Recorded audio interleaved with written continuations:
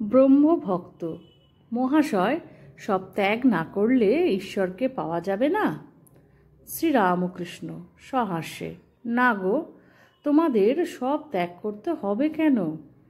তোমরা রসে বসে বেশ আছো। সারে মাতে, সকলে হাস্য। তোমরা বেশ আছো, নকশ খেলা জানো? আমি বেশি কাটিয়ে জলে গেছি, তোমরা খুব শেয়ানা। কেউ 10-এ আছো, কেউ আছো 6-এ, কেউ 5-এ আছো। বেশি কাটাও নাই, তাই আমার মতো জ্বলে যাও নাই। খেলা চলছে, এ তো বেশ, সকলে হাস্য। সত্য বলছি, তোমরা সংসার করছো, এতে দোষ নাই, তবে ঈশ্বরের দিকে মন রাখতে হবে, তা না হলে হবে না।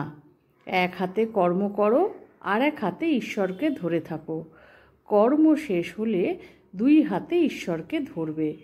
মন নিয়ে কথা, মনেতেই বদ্ধ, মনেতেই মুক্ত। মন যে রঙে ছোপাবে সেই রঙে চুপবে, যেমন ধোপাঘরের কাপড়। লালে ছোপাও লাল, নীলে ছোপাও নীল, সবুজ রঙে ছোপাও সবুজ। যে রঙে ছোপাও সেই রঙে ছুপবে। দেখো না, যদি একটু ইংরাজি পড়ো, অমনি মুখে ইংরাজি কথা এসে পড়ে, অমনি শোলক ঝাড়বে। মনকে যদি কুসঙ্গে রাখো তো সেই রকম কথাবার্তা চিন্তা হয়ে যাবে।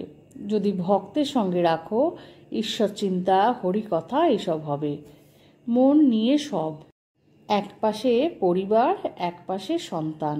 একজনকে একভাবে, সন্তানকে আরেকভাবে আদর করে, কিন্তু একই মন। শ্রী শ্রী রামকৃষ্ণ কথামৃত থেকে আজকের খানিকটা অংশ সকলের জন্য। শ্রী শ্রী ঠাকুর, মা, স্বামীজি, তোমাদের শ্রীচরণে 100 কোটি প্রণাম নিবেদন করি। আশা করি ভালো লেগেছে, সঙ্গে থাকবেন, আবার পরবর্তীতে আসবো।